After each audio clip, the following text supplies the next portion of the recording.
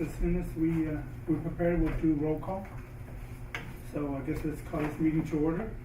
It's 6:05. We're here for the meeting of the Transportation, Traffic and Safety Advisory Committee. Today is the 12th of September, and it's 6:05. Mr. Akers, if you can, please do roll call. Okay, will do, thank you. So Armando Garza. Present. Adrian Dominguez. Present. Carlos Garcia. Present. Joe Barron, absent. Jose Benavides. Dave Akers, present. Felix Canales. Present. Present. Rafael Tawil, absent. Celine Costabella. Present.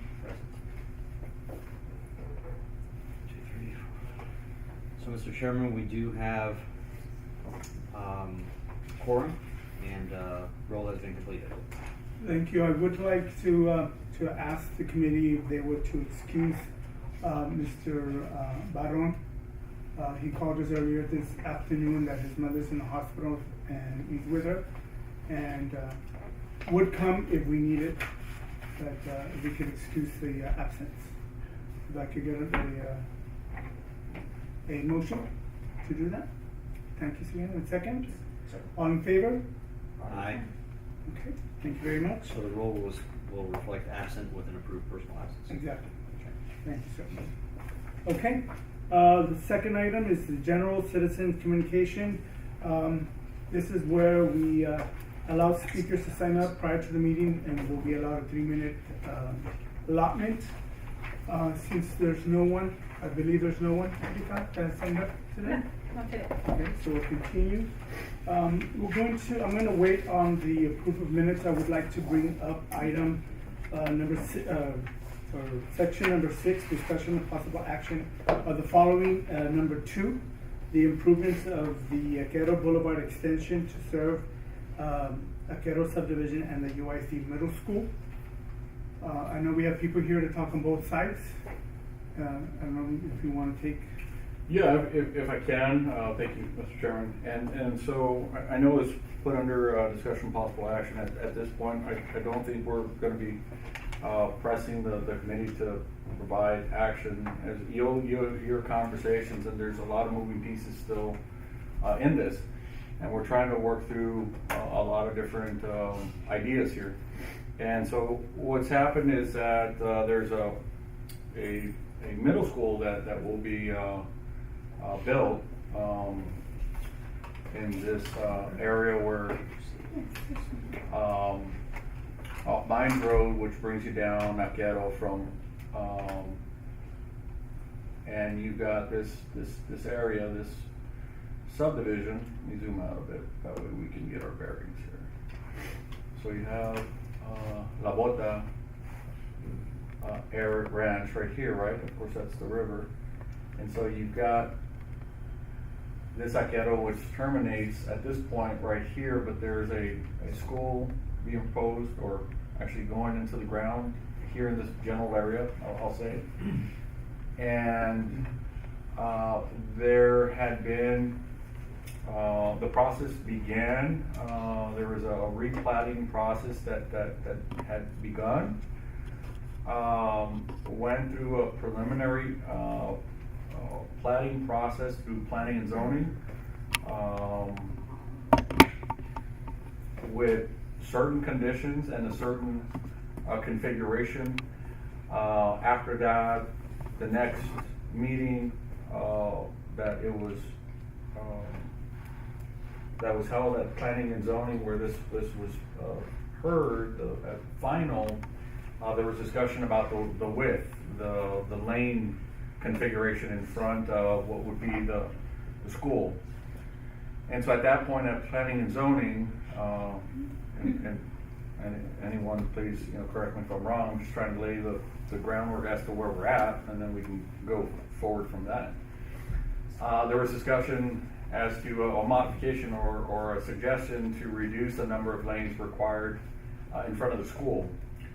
Which would essentially bring this 5-lane configuration to in front. Welcome. Hi. Come on in. You're fine.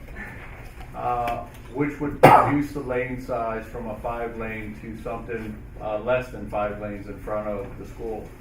And as that happened, the Planning and Zoning Commission tabled the item. And I want to say they asked the development of the school district to revisit this, look at this, and I think that's where it stopped. And so there's been a lot of discussion with the school district and private landowners who are across what would be Akira Boulevard as well, which is this property, well, this entire segment here as well. And so there's conversations going back and forth right now as to what should be the proper lane configuration in front of the school at this location. And so, having said that, we've again have had quite a few conversations, and there's opinions that the school has. There's opinions from the development side on this as well. We made our opinion known when it was initially platted. We wanted to continue the 5-lane configuration throughout, and then as development came, as it was presented through a master plan across this area, that it would continue throughout. I'm sorry about that. And and so we've been going back and forth on having some discussion on that. And so what we'd like to do is, and this has been getting more and more attention, school traffic has garnered a lot of attention recently, understandably, and we're working on all those pieces together collectively as a city team, including all school districts.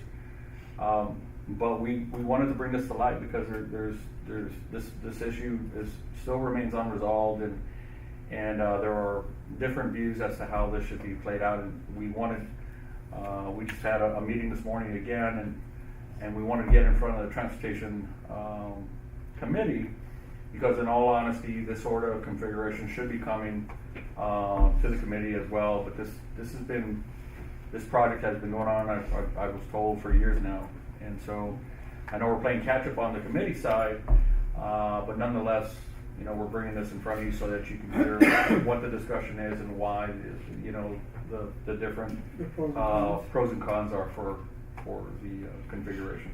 So, Mr. Chair, I know there's individuals here that like to speak. Okay. Before, I would like to let it be known that I personally would need to be stepping away from this particular discussion, because I am employed by the school district in which we're talking about. So I'm going to have Mr. Akers take control of this discussion. So it's all yours. Thank you. So before we get into the presentation from citizens, do we?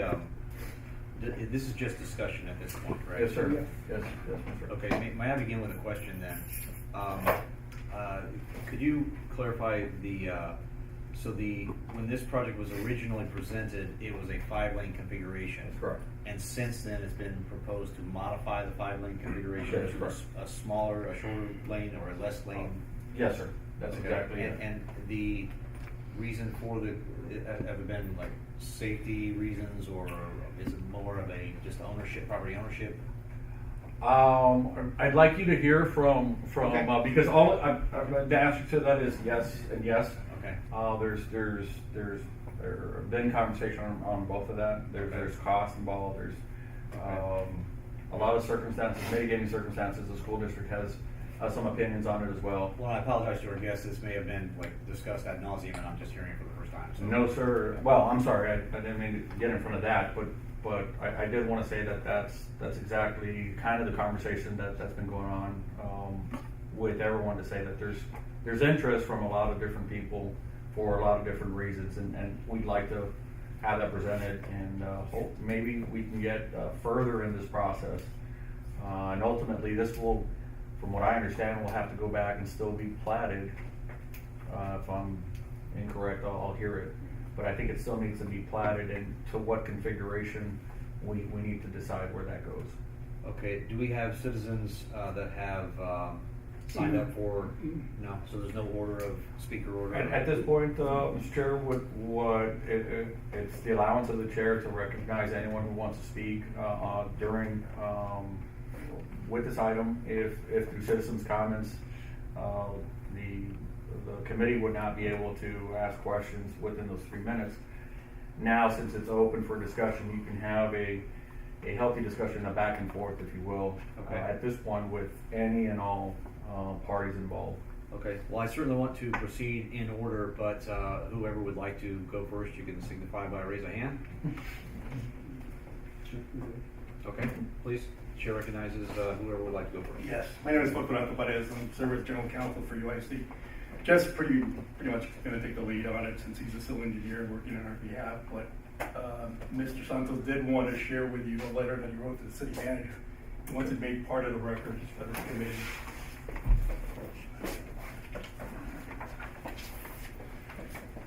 I think it's what Mr. Eads was talking about, and we'll do the procedural matter. Mr. able to do through the planning issue. But Jeff can address the land and planning issue for this project. Thank you all for the time. My name is Jeff Quigg. I'm a civil engineering consultant, and I'm here representing the United Independent School District. At the present, I'd like to go ahead and hand out what I'm going to do is be able to turn on a presentation for you all. It's on the PowerPoint. I think if someone could get that loaded up, and then we'll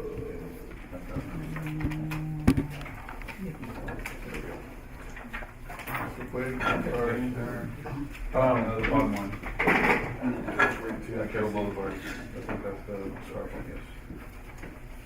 That's good. I'm sorry.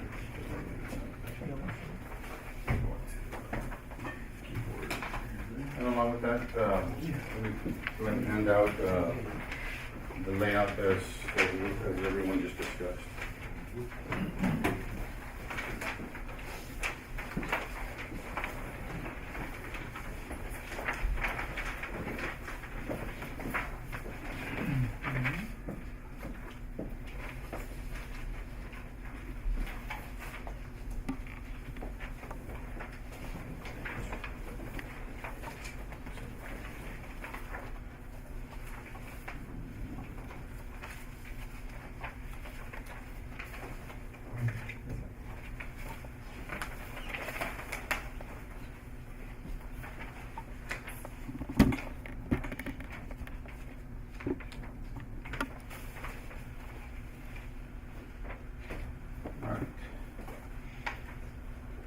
Like I said, Jeff Quigg, we're civil engineering consultants, and we're here to represent the United Independent School District on this matter. Just wanted to give you some information. If you, like we were talking about it, it's approximately 1 mile west of the Mines Road, west of Vaquero Boulevard. If you can see there, Vaquero Boulevard, which lines up with the red, and what we're discussing right now today is the area in red identified on the screen. The blue is the proposed middle school site that the district is working to plat and construct down here in the future. Just to give you a little bit of background, the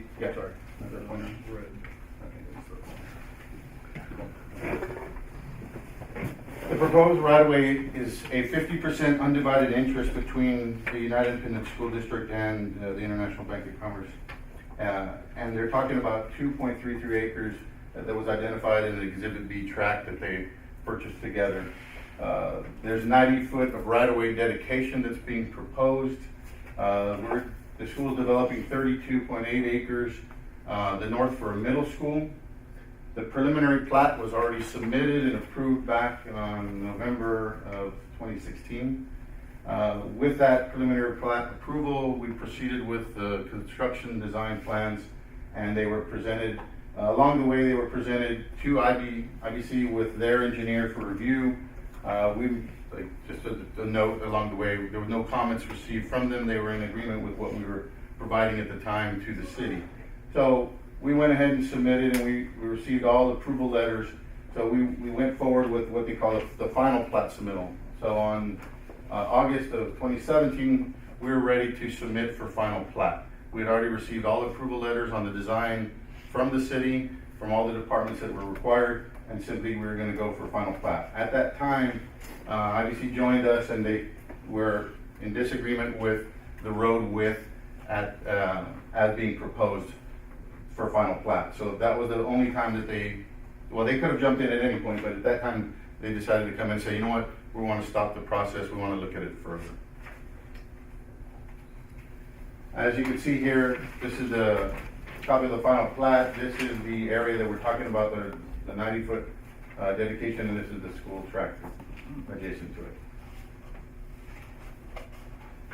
The city design requirements at the time that we were submitting the construction documents, although they may have changed between now and then, you need to be aware of that. But we're talking about a 5-lane road to match the existing Arquero Boulevard and then the lane configuration that was there.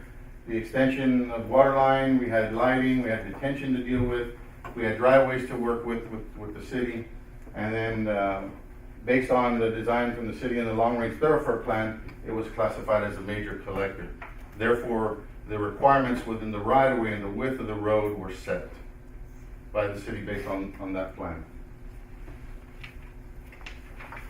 So for our design, it was a 5-lane configuration, hot mix asphalt. There was 63 feet of road, which is what brings in the 5-lane configuration. High back curb, turn lanes, temporary cul-de-sac radius turnaround, stagger light poles, water line, etc., and fire hydrant assembly. So the full design for the full width was what was put forth and what was approved by the city at that time. Following that hold that was placed, the IBC hired a consultant, or the developer hired a consultant, and they brought on Kinley Horn out of San Antonio. Kinley Horn presented the traffic impact analysis for the Arquero corridor area. They developed, if you will, over there on the right, they developed a 5-lane configuration at the intersection, transitioning to 3 lanes in front of the school property to 2 lanes beyond the school property. This is what the traffic analysis prepared by Kinley Horn is. We reviewed their traffic report, and we had quite a few concerns with what was done.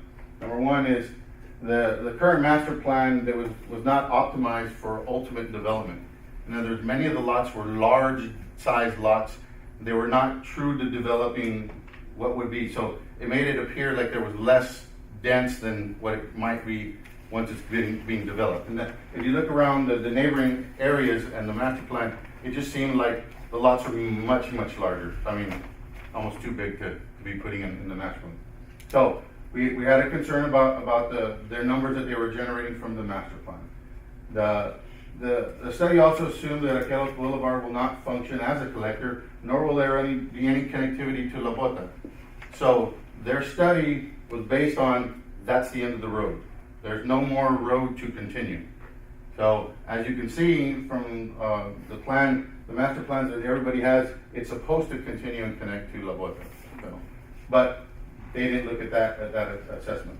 The study also didn't evaluate all of the interconnectivity with the school district and the points that were coming in and out. They only have 2 points of connection for the school district, where the school district works with 4 points of connection. So that difference in traffic and the amounts that they attributed from the different residential points, which are the red dots, where they were bringing in the numbers, we felt like it was slightly skewed, well, more significantly skewed to the benefit of a smaller road section, especially since it's not connected and not connecting. The zoning of these surrounding areas is primary residential. Yes, in the general area around us,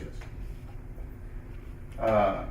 Based on our recommendations with the district, we do not support the proposed roadway section from Kinley Horn, or their traffic analysis, or the recommendation that any transition roadway would be adequate for the district to utilize now or in the future. We also recommend that we continue with the original 5-lane configuration.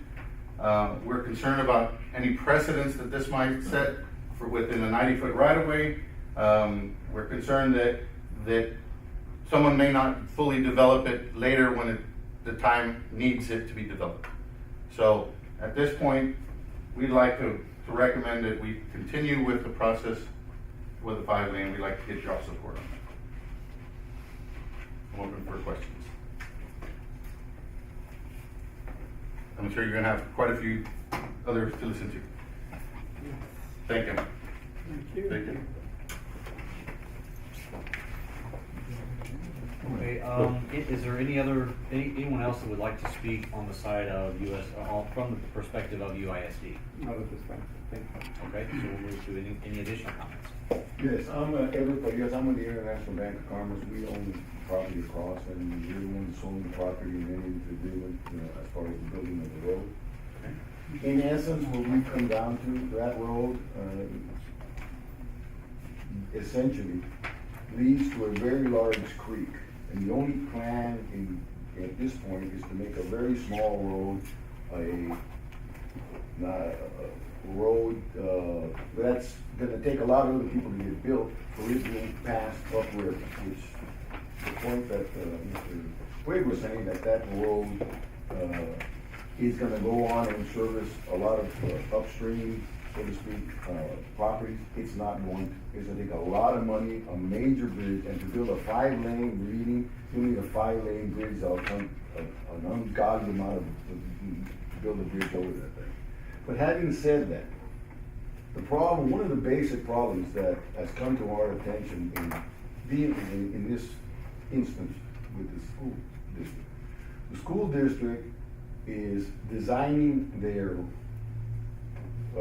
queuing and servicing of 30 minutes of traffic in the morning when people go to school and 30 minutes in the afternoon when they pick them up, using the streets of Laredo to queue cars. That's everywhere. That's the way they design it. That the cars going up, they don't allow the cars to go inside till, I don't know what it is, 10 minutes before the bell. The parents coming to the car line up in the street. So to me, that's not a very safe proposition in the first place. So the city has been going along with this design for years, right? So you have a basic flaw under the understanding of what should be done for the school district. The school district has a lot of room where they could build whatever they want in their own property to service the, if you want to call it the parking issue or the queuing of 30 minutes in the morning and 30 minutes in the afternoon. A 5-lane road for that going to nowhere is like building a airstrip that's not going to be used, the reality of it.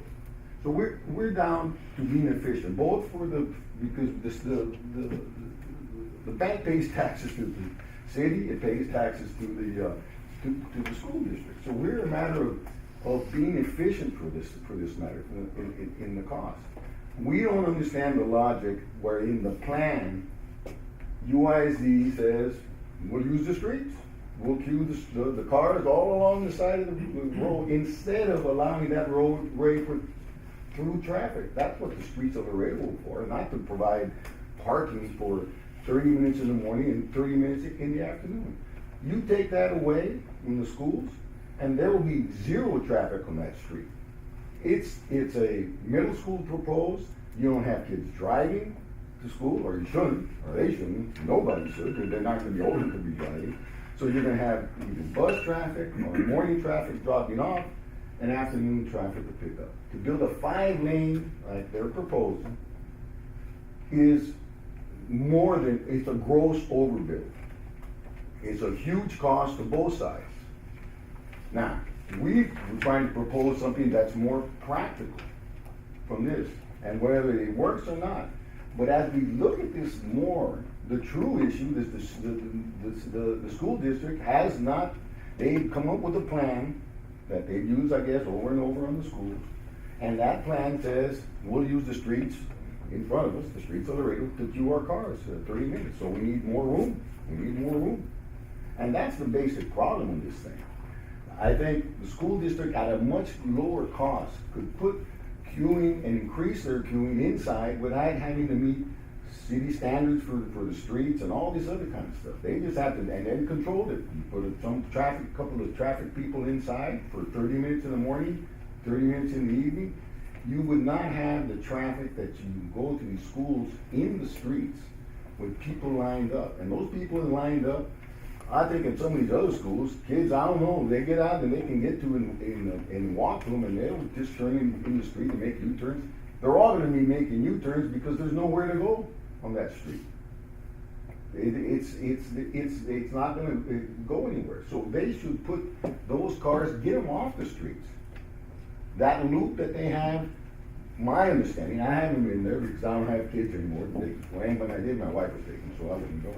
But the bottom line is, my understanding is that on the map and the plan, they have this big U-shaped thing going around the whole school property for queuing of these cars to go and pick up kids in the schools. However, they don't let they might have the reason, I'm not questioning the reasons, but they don't open the gates till a certain 10 minutes or some before the bell rings or something like that. So that means all these parents that come 15, 20 minutes ahead of time to be first, they're lining up on the streets.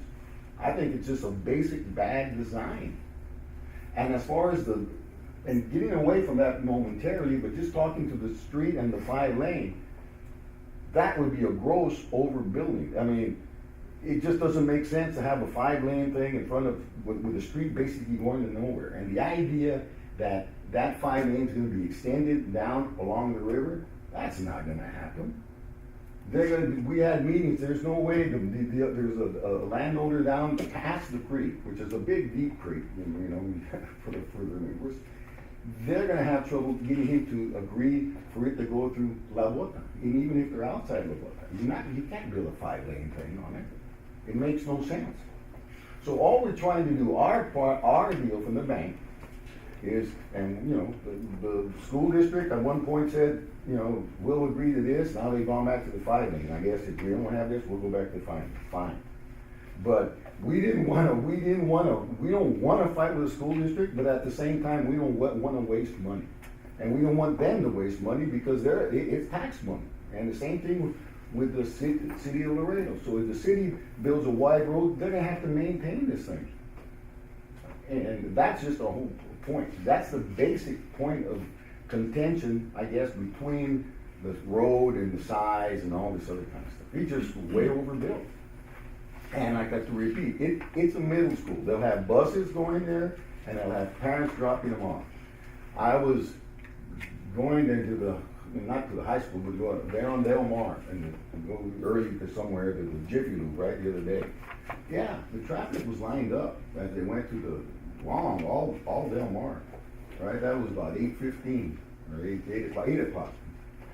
8:30 when they finished doing whatever they were doing to my truck. There was zero traffic. And that traffic was coming from Alexander all the way to Del Mar. And it was gone. Like I say, it's 30 minutes in the morning, 30 minutes in the evening.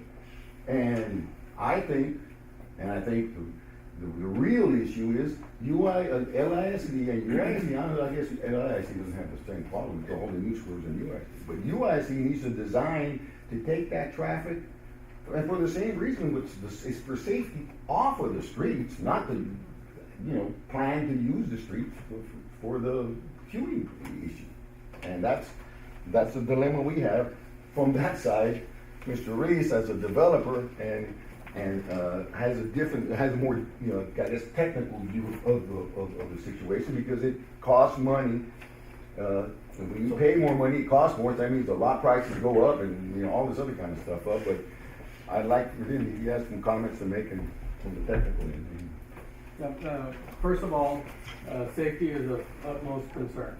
I mean, that's kind of like the number one. Would you introduce yourself? Jesus Reese, for the record, the owner of Reese Homes, and also the owner of Vaquero Limited. Vaquero Limited has been the developer in that community. The reason for the TIA that was prepared by the bank was because we had a discussion, and the city said produce a TIA. Okay.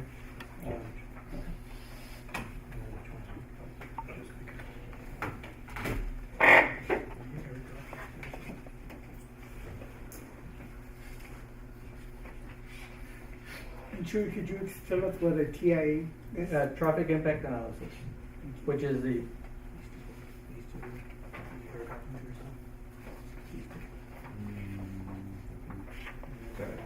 See if we can put them on the screen or not. For an airdrop. You don't have your sign.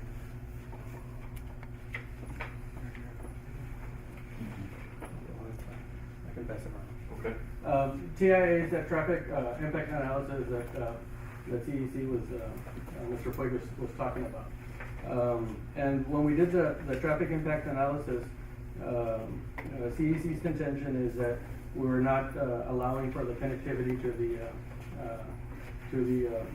the neighboring neighborhood, which is, I guess it's to kind of like the northwest area of the property. And I think you have an aerial of the property in there.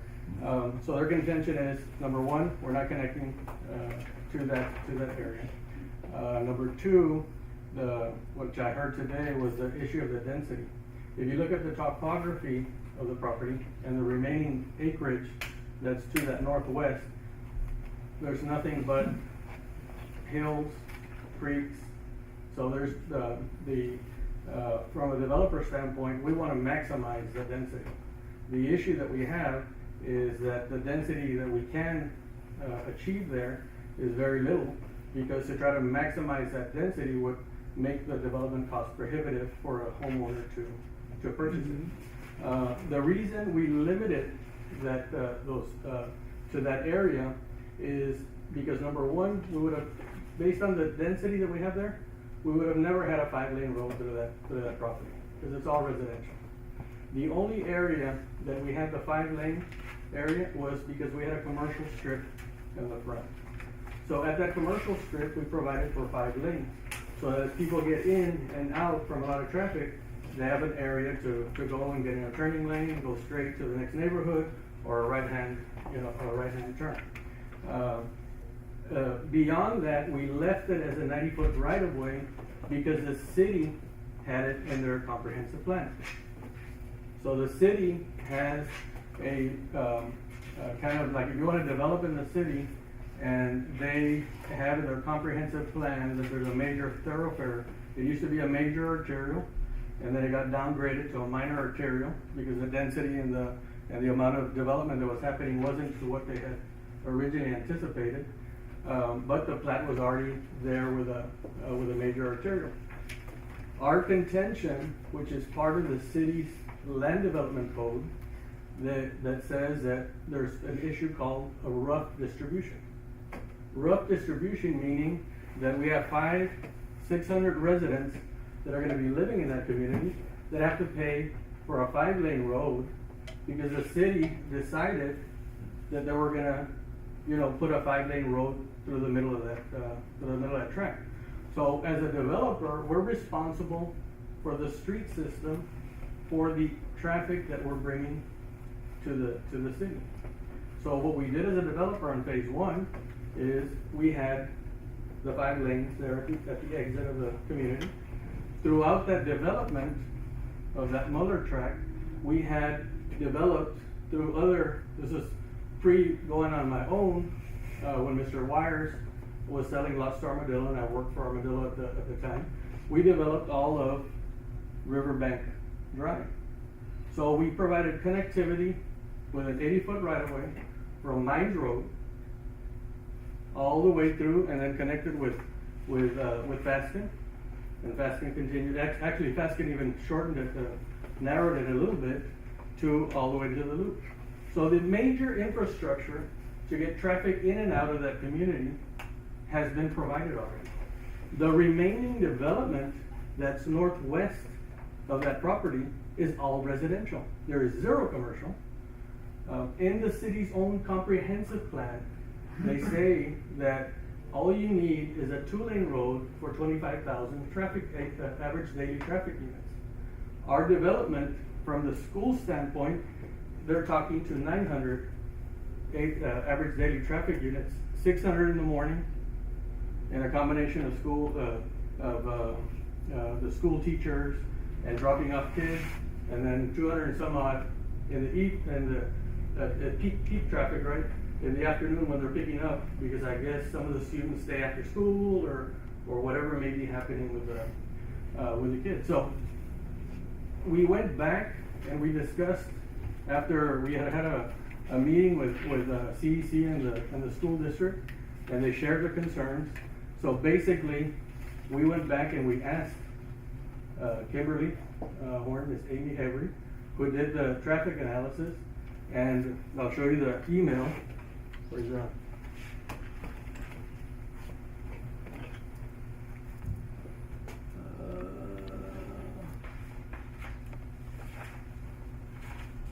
Got any questions?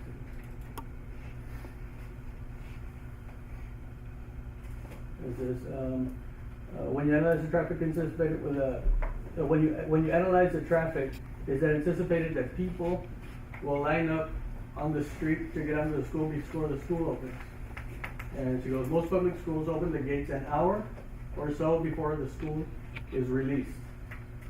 Does UISD wait until dismissal bell? Should UISD have some sort of queue or allow for a certain amount of cars, buses on their site, waiting their turn online if you pick up, they have adequate queue on the campus.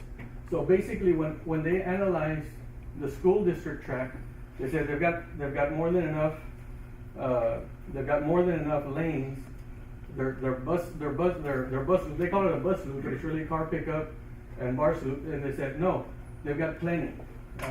Please see the attached circulation exhibit, which I'll show you in a second, with a queue protection methodology recommended by the Texas Transportation Institute.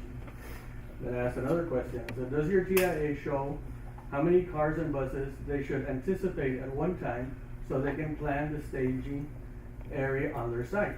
And it says, please see the attached queue circulation. I believe that was included in the TIA, and then she sent it to me again. And then how can I answer that the proposed figure 10 is more than sufficient roadway to handle Aquero and UISD traffic? It says, refer to the queue exhibit. Any spillover queue can queue in the turn lane, the drop lane that does not occur until past the drop lane. In other words, when it gets narrowed, it occurs after we pass the school site. So basically, sorry for my questions, I guess. So she basically told us there's a queue calculator. We can zoom in. Oh, it's different than the one I have. There's no little. Yeah. Right there. You try to make it bigger. Right there. There. Oh, that's 100%. You're, So basically, they did the calculations based on UISD's traffic. They're saying the middle school, these are numbers that they gathered from UISD. They said they're planning for 1,000 students. So it's basically saying they need 22 buses and 102 cars for the staff. And then they're saying these are the total trips.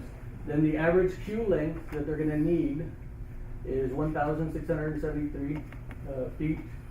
And the high demand length is 2,175. So they generated these numbers, and they're saying in the morning they're going to generate 700 trips, in the evening they're going to generate 284 trips, and then those trips, basically they give kind of like another little assumption in here, and the daily traffic units are 976. 976 daily traffic units is nothing. To have 5 lanes for 976, just, in other words, that's goes to that gross exaggeration of the development. I mean, there's no way that you're ever gonna need, yes.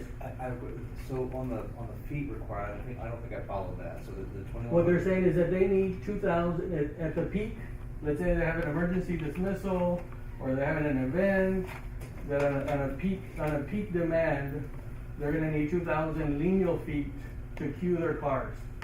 That's 7 football fields, that's a lot, right? And that's a long distance. And they have it on their plan. The whole focus, and I tried to convey this morning, is the whole focus is if you stop the traffic, then it doesn't matter if you have 5 lanes, it doesn't matter if you have 10 lanes, it doesn't matter if you have 12 lanes, you're not gonna have enough lanes. our objective is to maximize the efficiency of the traffic for the citizens of Laredo.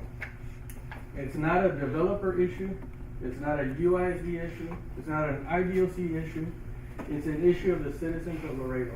If we have to spend an extra amplifier, right? Number one, we don't need to spend that money.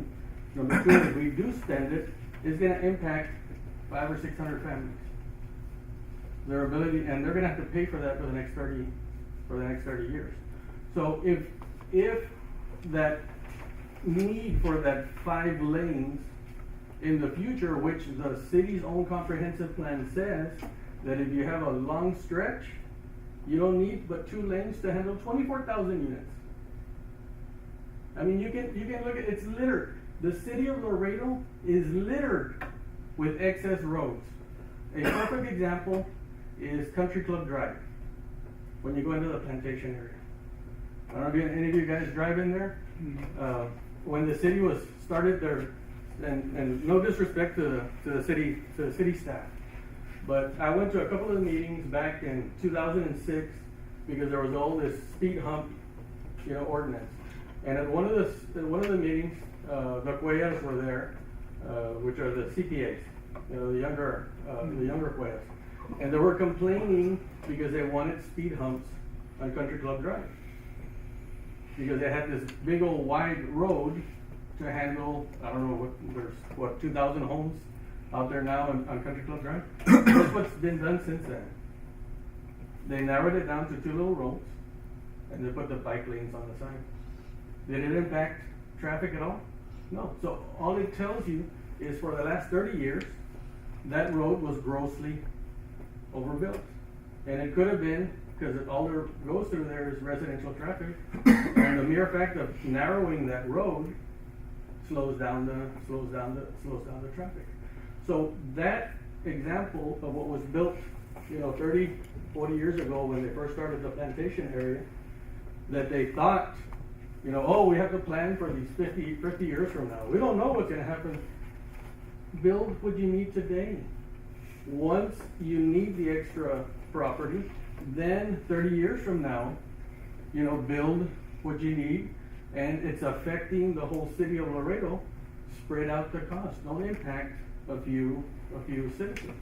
Whenever you open up a road like that, all you do is ask for high speed.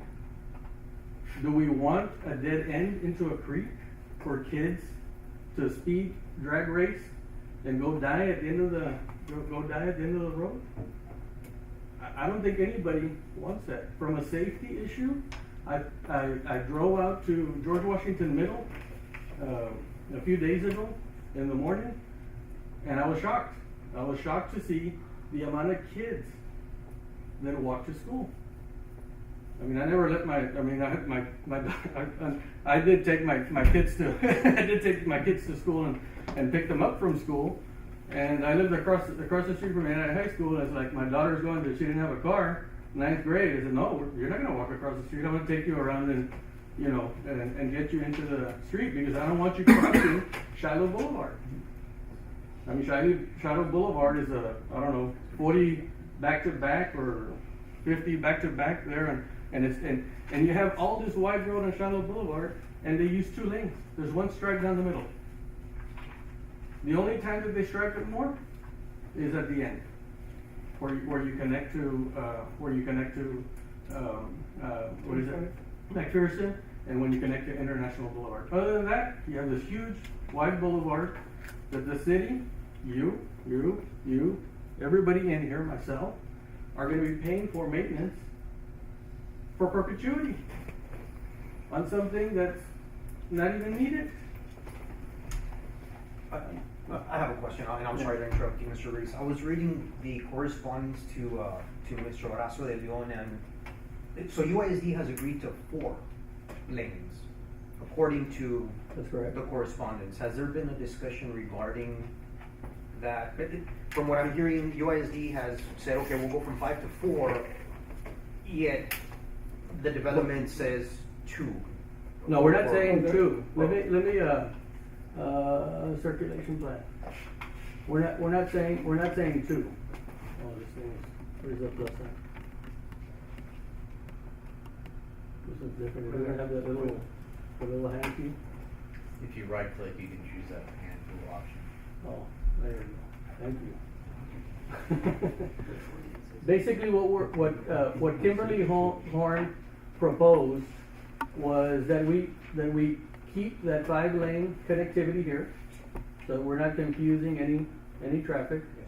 And then we choke it down, to 3 lanes past the first entrance. And then we choke it down to 2 lanes past the last entrance. And what they're saying is they calculated that average queue length which came from that chart, so that's 1673. Yes, sir. And then we have a high demand queue length of 2175. So basically what they did says they've got more than enough. They said if UISD has a concern, then all they need to do is don't put the gate here. They've got their gate planned. Oh, that rule doesn't appear up there. That, in other words, they're stopping the kids here. So what happens is, at any time that you're gonna go past any school at UISD, you already start seeing the cars here. Correct. I drove by Delmar Boulevard. Delmar Boulevard has 5 lanes. And in front of Alexander, they were already taking up the first 2 lanes. They had already taken up the first lane, which is a turning lane. In other words, the cars should have been queuing like here, but no, what everybody's doing is they're wanting to put 1, 2, 1, 2, and then they start backing up 2 in there. It's very simple for them to move this parking lot, move it closer to the school, and put that loop over there, and fence off their parking lot and put a fence back over here. And all of a sudden, it's very easy for the people to go in. There's no problem. They queue in there. They can queue as many as they want. The other issue that's here is we don't want UISD to spend more money. Why is the ratio of exit equal to, well, it's not 100% equal, but you don't need, from here to here, you need you need those 2 lanes here. You don't need the 2 lanes backing all the way up to there. So why can't they take part of the money that's spent here and add it in the queue? Because when cars are exiting after they picked up their kids, they're on a mission to get the heck out of Dodge. While they're there, is that they have to wait. If somebody gets in their car first, they have to wait to get out. Other school districts, I'm not pointing any fingers, but this is just the Dallas Elementary School. What they did on that one, that's an elementary school, so they have more people, I guess, that come in with their cars, right? So what they have is they call this like a bypass lane, which is kind of like, when the whole discussion came up, and there's another email that I sent her following up the conversation that we had with her. And what they do is the cars are picking up the kids here, they're picking up the kids here, and if this guy picks up somebody, he can get in there and get out. So that's one. If you look at these schools in Killeen, none of the roads in there are 5-lane roads getting into the school. None of them. That's a 30 lane. That's a 30 foot, 30 foot, 30 foot. They even have houses backing up into it. And they have their other deal for the buses and that kind of stuff on the other exit. Here's a middle school. Where is it? The Roy Smith. Just a quick question. Yeah. Oh, you want me to go back to that? No, just for fairness, are these comparable size, the schools that we're looking at? Are these same expected number of students, or are they just schools? Well, the point that I'm trying to make in here is that I don't know the answer if their population is greater than, but I would, if I was a betting man, I would say that most of the campuses are trying to get bigger so that they can have one principal, they can have one assistant principal, and handle more teachers. So I would probably think that it's comparable stuff. This middle school, what they did is, here's the major thoroughfare. They pushed the school back, and now they have their 3 lanes, cutting down to 2 lanes, getting into the school, and then they pick up the kids here. So they have all this queue. And then when they get out, they can get out to the left over here, or they can get out to the right. And guess what? The only place where it's wider is right there. The only place where it's wider is where they're picking up, a few more cars here because they've got the two drivers. I think we all want to accomplish the same thing, that we want to make our schools safer, and I think that if we're having to stop cars to get into the school, then it creates other problems for kids that are crossing the street. And why do we want to have kids crossing a street that's 5 lanes when they can cross a street that's maybe 2 or 3 lanes, or 3 lanes?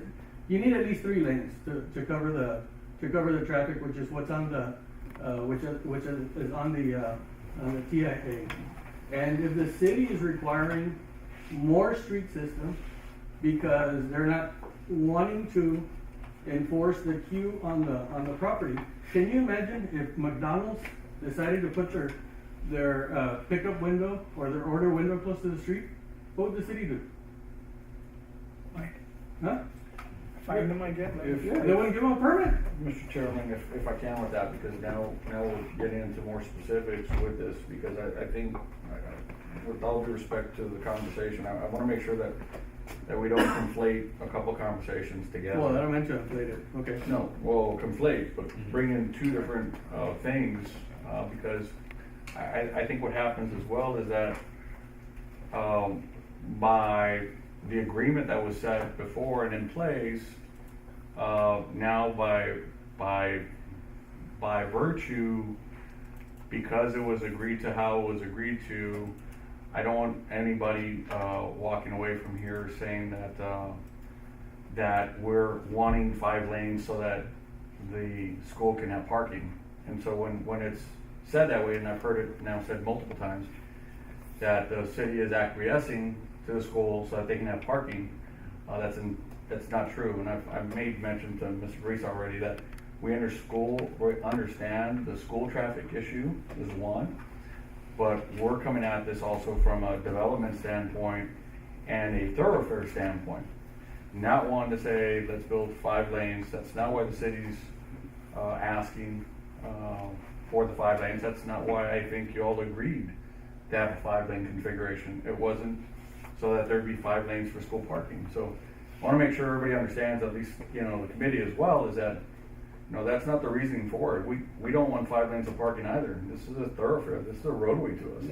And so we take seriously our charge and our mission. And when we're asked for our opinion, we provide it with all parties involved. And then once we get down to the end, we have some changing dynamics. We understand that as well. But I want to make sure that everybody's understanding truly also traffic standpoint, where that's not the charge, or that's not the mission, or that's not the idea as to why this is happening, because that's not the case. Okay, So well, we're not doing it to provide parking. We're doing it for other reasons. And I had mentioned and agreed with you that there are traffic issues. We were just in a meeting for 3 hours, more than 2 hours this morning talking about it. But to say that we're wanting the 5 lanes so that they can have on-street parking, that's not entirely true. So Okay, that's well, not maybe I'm exaggerating the point, but that's the result. Okay, whether you want it or not, the result is that the 5 lanes are being used for But parking. outside of the walls of traffic, outside of the walls of traffic, if that happens, then that happens. But again, I need to be honest with the committee and again, not speak in a way to convey a message that's not correct. Because again, whether it happens or not, how can we put on traffic's plate to say that we're acquiescing or we're allowing it to happen by virtue of agreeing to the 5 lanes? I just want to clarify that. It's not to be argumentative, but I want to make sure that everybody understands that our motive in this was for that mobility. That motive was because there was a master plan. Our motive was because there was a whole build out when it was initially brought to us, including past the creek. So that's how we understood it as well, so that makes sense to us. Now we're being told that there's no godly, time, no reason that there's ever gonna be development past that. Well, then if we don't look past it, then we're being blamed for being short-sighted, we're not planning. So, we're running in circles at this point, and. I'll answer that question. Right. Number one, we're not, if I conveyed that the city was acquiescing to it, what I should have said was, the result of what's happening is that it's being used as a parking area.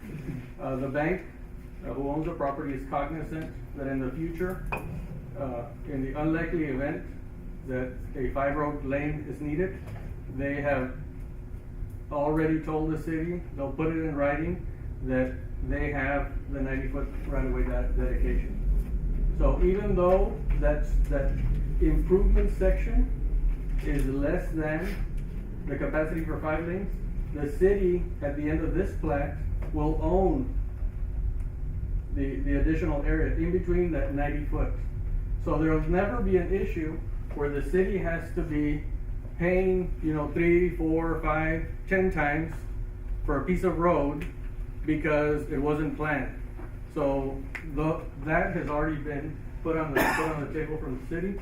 It was put on the table from day one. There's absolutely no need to put a 4-lane road in front of the school other than to queue cars. It's very easy to get somebody in there and relook at the orientation of that school, and maybe they, instead of having everything come off the boulevard, maybe there's one entrance going in and they just turn it around. And now all of a sudden, that parking lot that's facing Aquero Boulevard doesn't need to face Aquero Boulevard. That parking lot can face the other direction.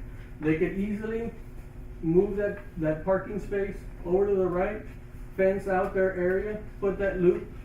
It's not gonna cost them pennies. It's gonna cost them pennies additional pavement. Probably nothing if they take part of the pavement from over here, put it over there, they open up the gate, and all the cars are lined up. They can make a bypass lane in there. A lot less expensive than building a road over there in the front and causing a situation for kids to cross a bigger road. I went out, when you talk to women have a different perspective, and in my haste to come over here, and of course we don't have as much, time to prepare for these meetings. I was asking at 3 o'clock, we do have the meeting, we don't have the meeting, but I've got a little, kind of, picture, say 1,000 words. You have San Isidro Boulevard, right? San Isidro Boulevard has a massive intersection that goes from, that connects from McPherson to International Boulevard. Mm-hmm. Right? They have these beautiful, 4 lanes, 2 lanes on either side, this big old median, right? And all they have in between there is, guess what? Residential.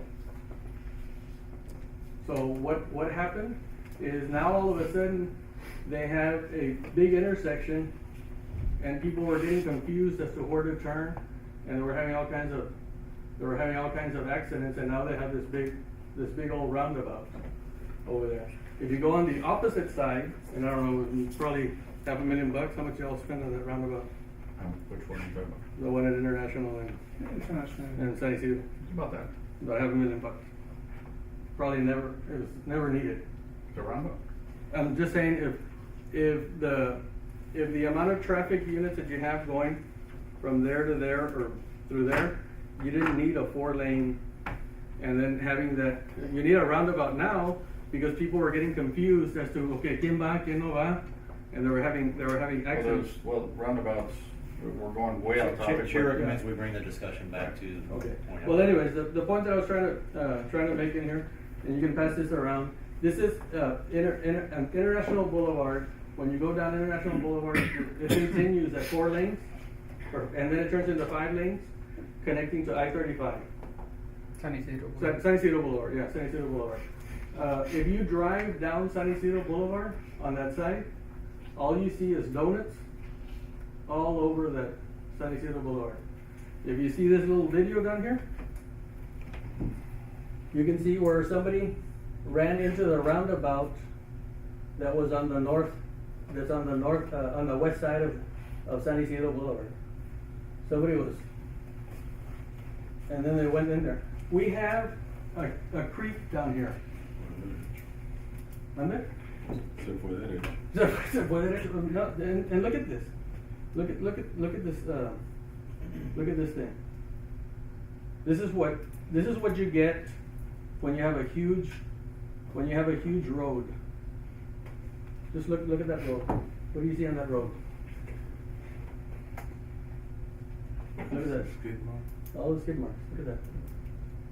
Yeah, if we I mean, can, just- Mr. Chair, we can have a great conversation on roundabouts and the impact Well, that I'm not actually saying- has on And drag communities. racing. And the benefits out of roundabouts. and What we're different doing communities. when we do this, we're promoting that. Is the point that I'm trying to make.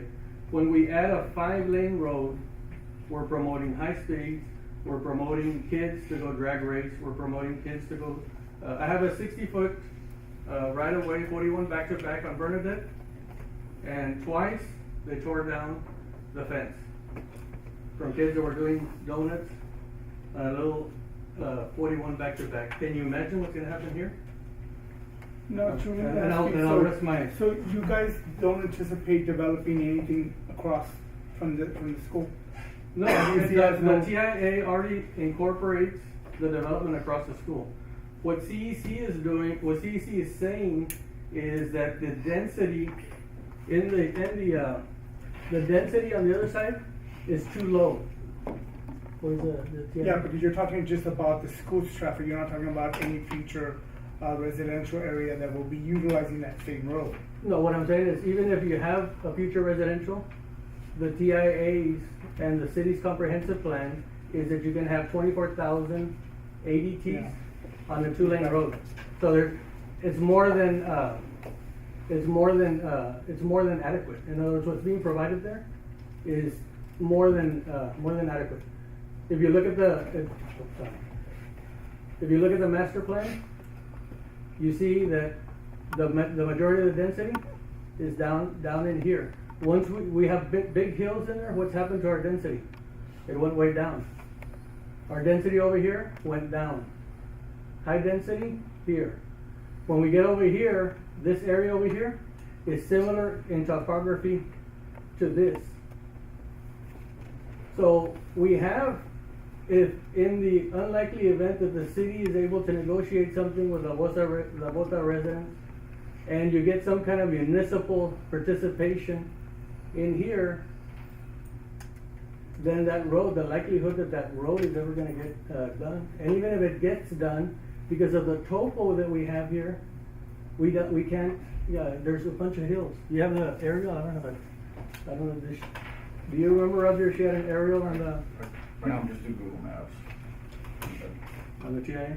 Well, Oh, All I'm saying is, So you you know- created a master plan with anticipation of growing, but you're saying that the topography doesn't lend to it? no, what I'm saying is that what they're saying, what CEC is saying, is that what you see here, you see this high density here, Yeah.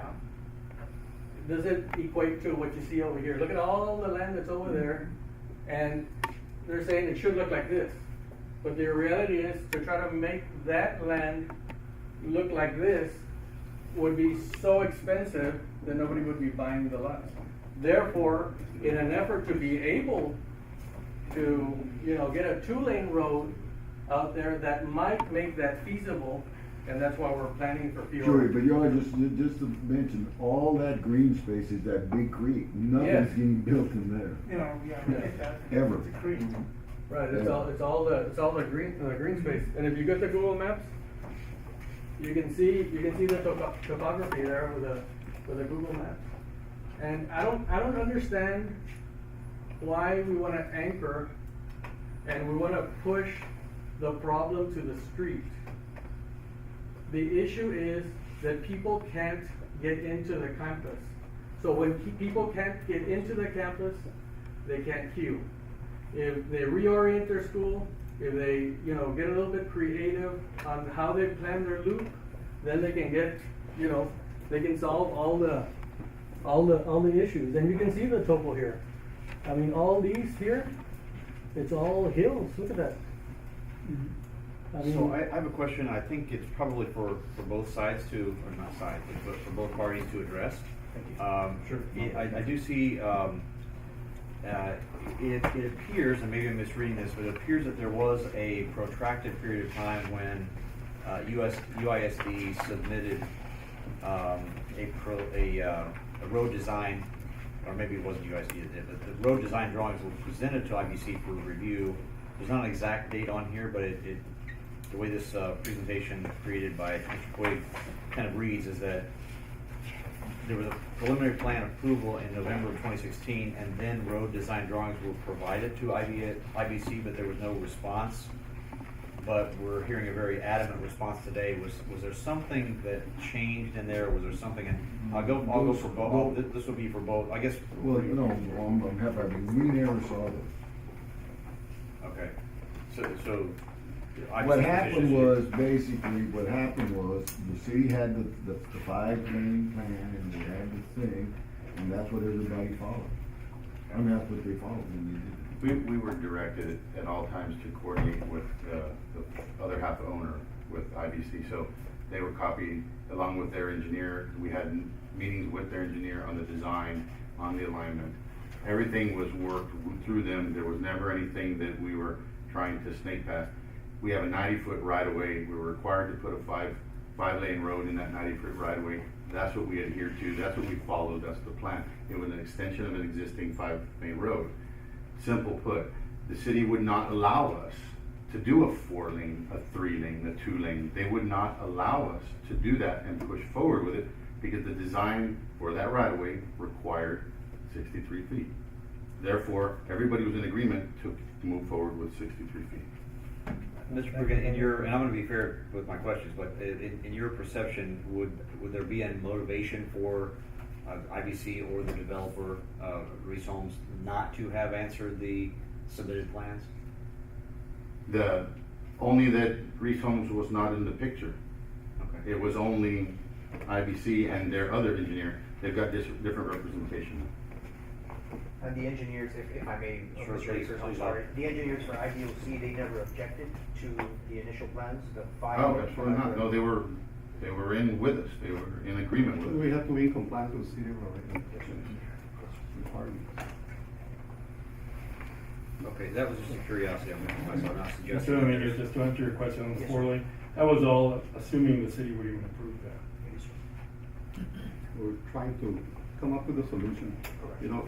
By the way, my name is Enrique Rangel. I'm with UISD, Assistant Superintendent for Facilities. And we've been planning this facility with IBC and the City of Laredo Pretty much for the last 4 years since the property was purchased from IBC. And we're here to work with the City of Laredo. We want to do what's right for the community. We're here to work with the developers.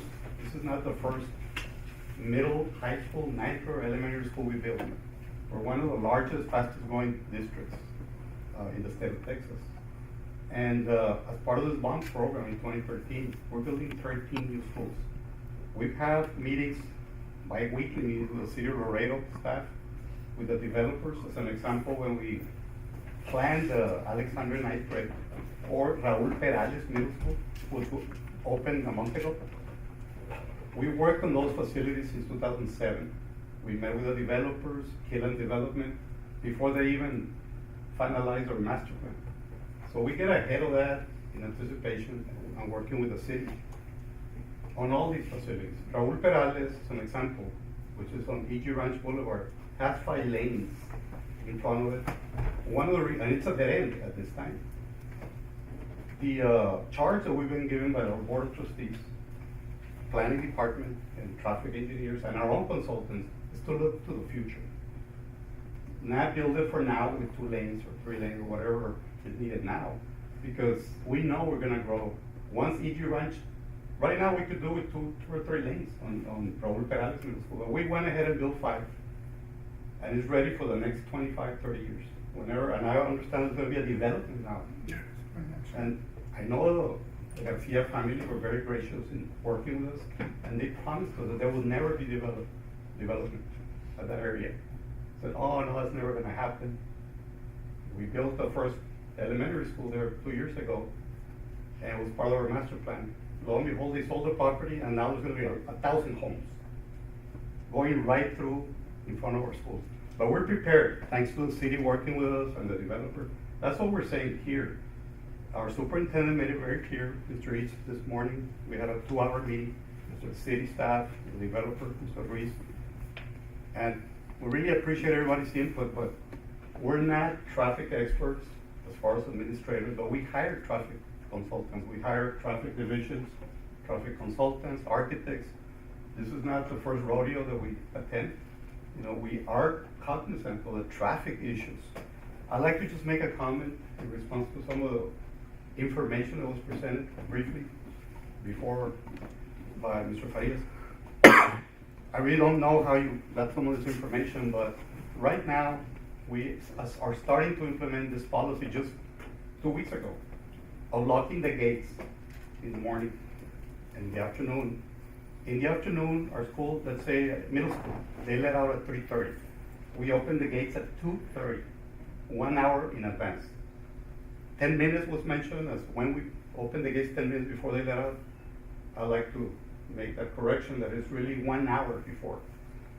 Elementary school, they let out either 2:50, 3:05, depending. We open it also 2:30, 35 to 40 minutes before school lets out. The reason why we're implementing this new procedure of locking gates is because I know we have a responsibility as a school district to create facilities that have great traffic and the minimum disruption. It is very difficult because, and we've seen over the years with Mr. Murillo and on the planning department, that in a period of 10, 15, 20 minutes, you get 400 to 600 cars, and everybody wants to be the first one to pick up their kids.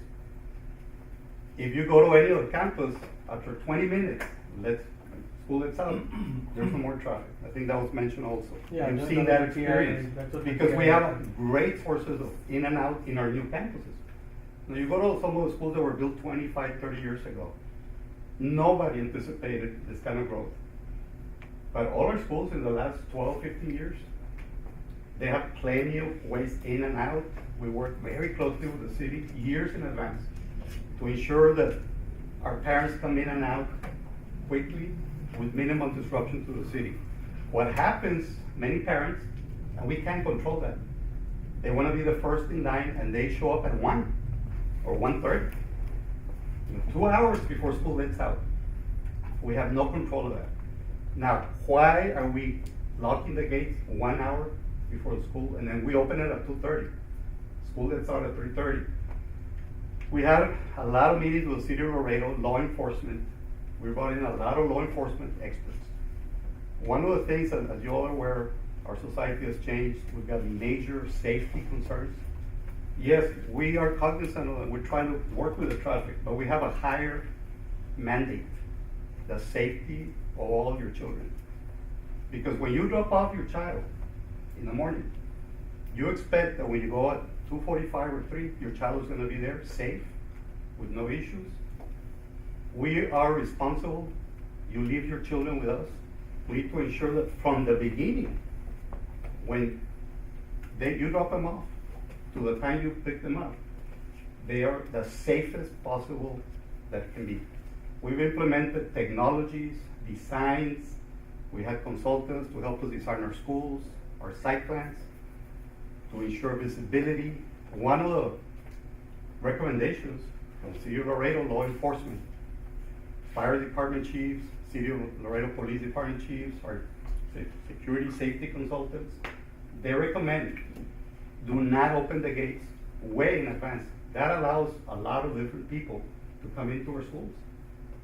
And based on some incidents like what happened at Santa Fe and other school districts, when the gates were open very early, it allowed individuals to have access into our facility. We're trying to ensure that when you go there, yeah, And we made presentations to our parents at PTC meetings, and they said, just like at the airport, we don't mind the inconvenience waiting if it's for the safety of our children. You're gonna open the gates when there's full security, law enforcement, UISD police department. Then we let you in. Control traffic. We can't just open the gates since 1 o'clock or 1:30 based on recommendations from safety experts. That's what we're trying to do. We're not, and this just started. Our superintendent told Ms. Collazo and city council member this morning, we're going to look at that. Maybe we can open the gates 10 minutes earlier to work with the city and the developers. Instead of 2:30, they're looking at maybe 2:20 or whatever. But I can tell you, parents will be there since 1:30. Do we want to allow them in there and wait there for 2 hours or an hour and a half? That's against the recommendations of all our safety experts. So yes, traffic it's an inconvenience, an issue. We try to do the best we can. And I want to really thank the city of Laredo and their planning and engineering department because they're trying to look into the future. I know it's expensive for us too, because on this Arquero Boulevard, we got to pay for half of that road. I would rather build 2 lanes, but it's not the right thing to do. I want to thank also the developers and IBC. I know you contributed a lot into this project, and we're going to find a solution. That's what we're here for. During negotiations, when this came up, our superintendent with the director of the board of trustees, we were willing to do 4 lanes. CEC looked at the numbers. They said that's a good short-term solution. Everybody can agree to it. It was turned down.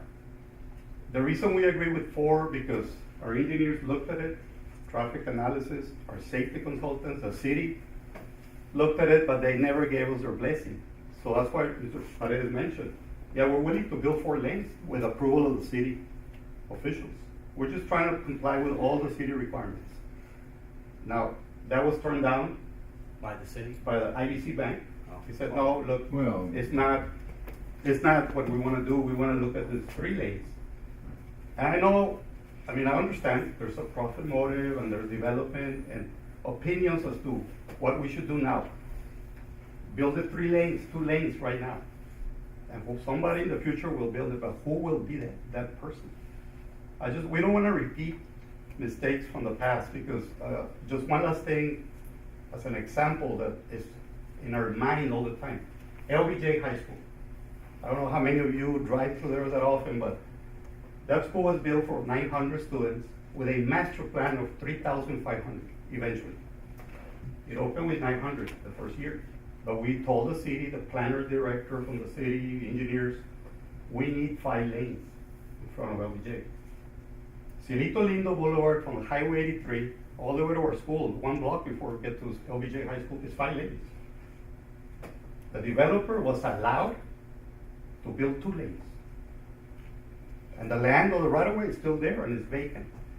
And the city, the previous administration, not the current officials, but they allowed that developer to build 2 lanes, and they say, don't worry about it. The developer, when the time comes and LBJ High School grows, the developer will build the other 2 lanes, or 3.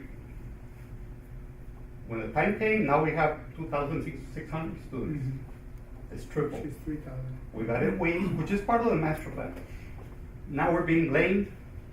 Oh, you're all creating a traffic bottleneck out there. It's horrible traffic. We come back, developer, can you build the other 2 or 3 lanes that you promised? He says, no, I'm bankrupt now. I can't do it. That's a city's responsibility. They knew it was gonna come and they said they would do it in the future. Well, where's that city manager, city planning director, council members? They're gone. Because I'm talking, this happened 17 years ago. Yeah, everybody saved money, they built 2 lanes, and now we have a big problem there.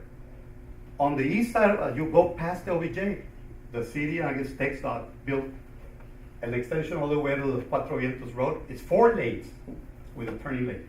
Awesome. But it's like a bottleneck. You go from 5 to 2 to 4. It's horrible. We're trying to manage that with the city traffic police department, our police department.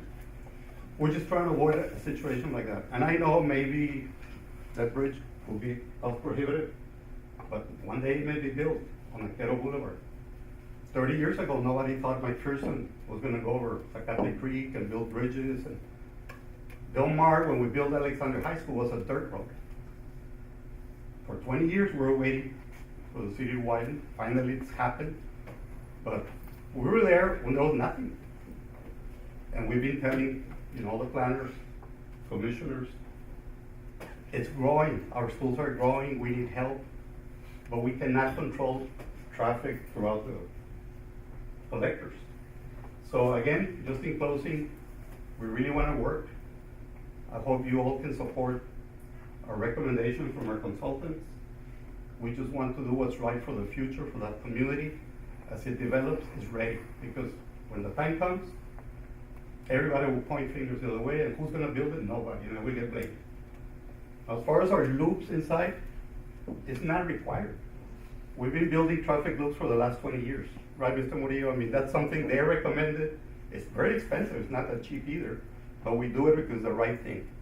We're trying to take as much queuing out of the roads, put it inside our schools, and they work really well.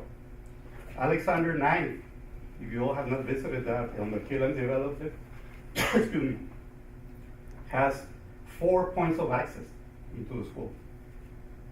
The developer worked with us.